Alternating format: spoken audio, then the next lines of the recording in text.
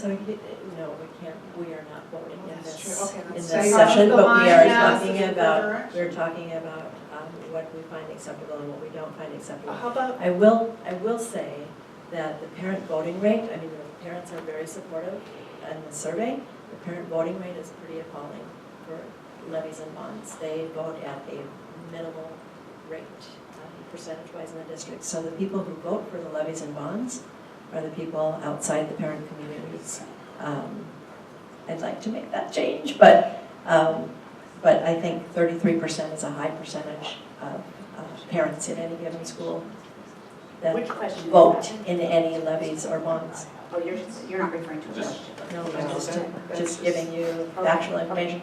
I would love that to change. I think that's, they're the ones most impacted. I would love to see a higher rate of voting. so what's the best way if to help this? I mean, we do have this as an agenda item, so if that's a better time, I mean, because I kind of agree, I don't want us to get kind of stuck in the mud a little bit. What's the best way to keep moving that?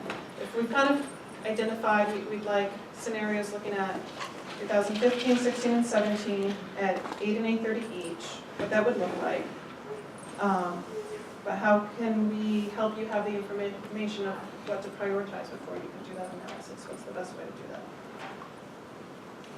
Well, there are many more moving parts than just which schools, which levels might start in which sequence or order of time. So we Right. would need to have some way to get all of those on the table. I certainly have a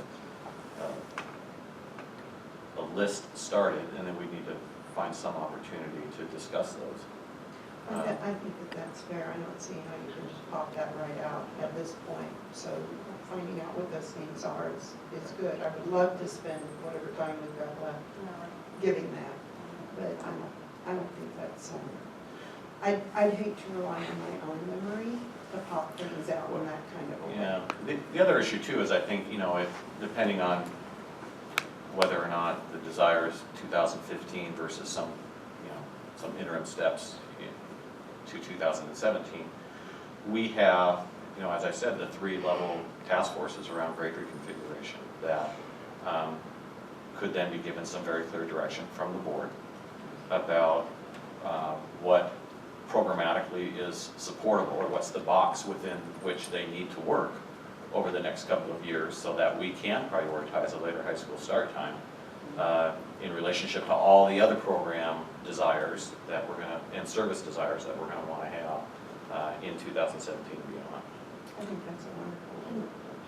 I mean, at one of our board meetings, one of the committee members that spoke to us, I think it was Christine, can't remember for sure, but she said that what the board has been doing in prioritizing is exactly what we've been asked to do by the community based on the community discussions that we had around budget when we were in the declining enrollment period.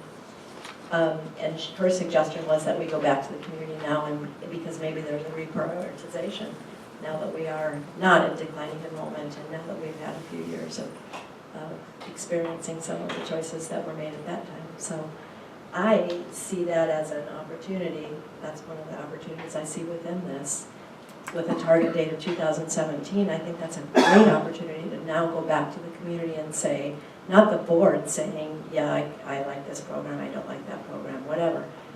This is a great opportunity for us to go to the community and say, what are your priorities now? And let us, when we reorganize pretty much everything in 2017, let us have your input on how we do that and what's important to you, and let us build that into our decision.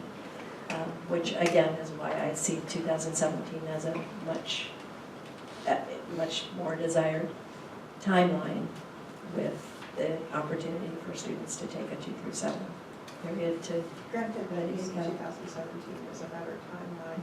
By throwing things into the mix, you guarantee that later timeline. I don't appreciate that thought. Then I would like to see us move forward with what we've requested on 15, 16, 17 and the impacts.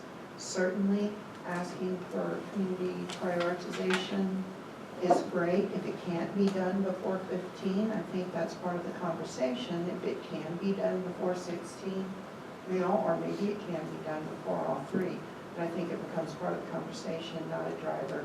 In reflection of Director Haynes' comments about not letting things just stop the conversation and therefore run the timeline, so. Great, so that's great, that was a good segue, and that raises my concern is that if we're focused on 2015, that there's actually a window shutting on us for 2017, that if we're not doing in conjunction that work, we're going to lose that opportunity. And what I'm thinking of is that those task force, now is the time. If we're going to say to them, we want to maintain a robust music program, but can you figure out a way to do this that isn't so heavily dependent on transportation, that's not something they're going to do tomorrow. So we need to take advantage of their meeting right now and get that on their list of things that they're talking about. Likewise, middle school, right?